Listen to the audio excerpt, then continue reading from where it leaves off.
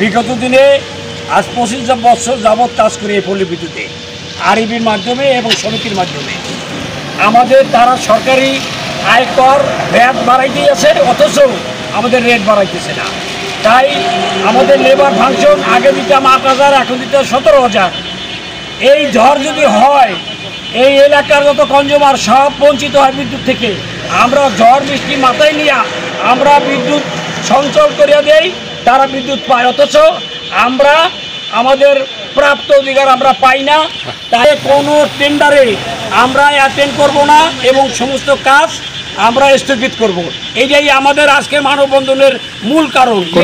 Ultimatum আছে আপনাদের, এটা না করলে আপনারা এরকম কিছু করবেন? মানে যদি না মানে আপনাদের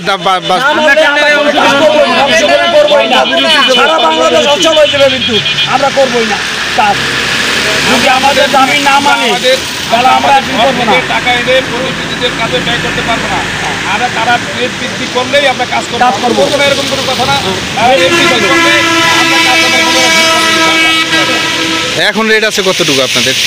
এখন রেট আছে 25 সালের রেট, 17 সালের যে রেট আছে সেই রেটে আমরা যদি 10 লক্ষ পারবো না, আর আমরা কাজে যোগদান করবো না। এটাই আমাদের দাবি। আমাদের দাবি পূরণ করতে হবে, তাইলে আমরা সবাই সুন্দরভাবে কাজ করতে পারবো ইনশাআল্লাহ।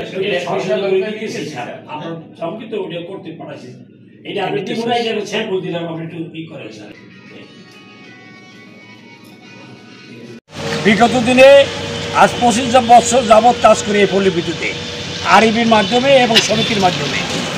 আমাদের তারা সরকারি আয়কর ভ্যাট বাড়াইতেই আছে, অথচ আমাদের রেট বাড়াইতেছে না। তাই আমাদের লেবার ফাংশন আগে দিতাম 8,000, এখন দিতে 17,000। এই ঝড় যদি হয়, এই এলাকার যত কনজিউমার সব বঞ্চিত হয় বিদ্যুৎ থেকে। আমরা ঝড় বৃষ্টি মাথায় নিয়ে আমরা বিদ্যুৎ সঞ্চল করিয়া দেই, তারা বিদ্যুৎ পায়, অথচ আমরা আমাদের প্রাপ্ত অধিকার আমরা পাই না। তাই কোনো টেন্ডারে আমরা অ্যাটেন্ড করব না এবং সমস্ত কাজ আমরা স্থগিত করব। এইটাই আমাদের আজকে মানববন্ধনের মূল কারণ। আলটিমেটাম আছে আপনাদের, এটা না করলে আপনারা এরকম কিছু করবেন?